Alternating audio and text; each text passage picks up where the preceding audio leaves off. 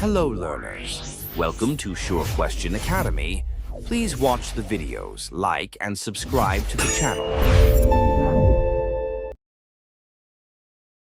Hello, and welcome back to our physics class. Today, let's look at a classic and beautiful experiment. The diagram you see on the screen depicts a narrow beam of white light passing through a solid glass prism. Take a moment to observe the animation carefully. Notice how the single white beam enters the prism and then magically spreads out into different colors on the other side. Now, here is what the question is asking us to do.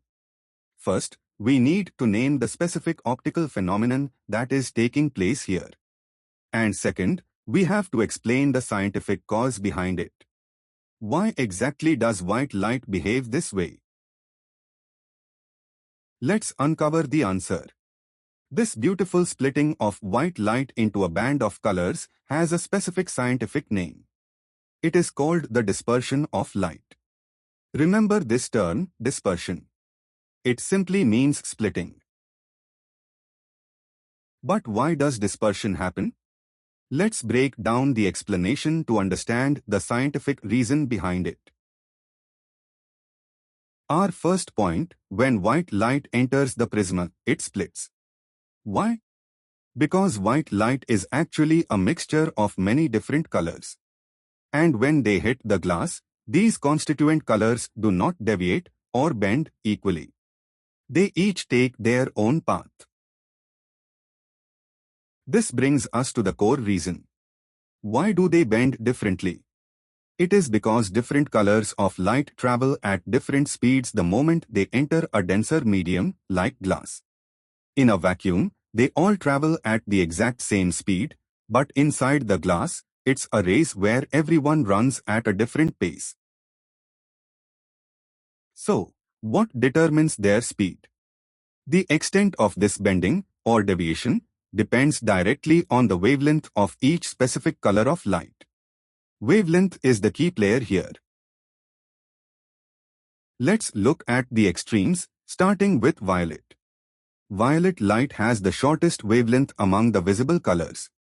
Because it is so short, it interacts with the glass the most, making it travel the slowest. And since it is the slowest, it is forced to bend or deviate the most, pushing it all the way down towards the base of the prism. On the other hand, we have red light. Red light has the longest wavelength. Think of it as taking long, giant strides. It travels faster through the glass compared to the other colors, and therefore, it bends or deviates the least. That is why you always see red at the very top of the spectrum. Finally, this unequal bending doesn't just happen once. It happens when the light enters the prism, and it repeats again at the second surface when the light exits back into the air. This double bending separates the colors even further, giving you the wide, distinct, and beautiful visible spectrum we see on the screen. And that is the complete story behind the dispersion of light.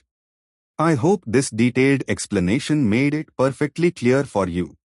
Keep practicing, stay curious, and as always, happy learning. See you in the next lesson.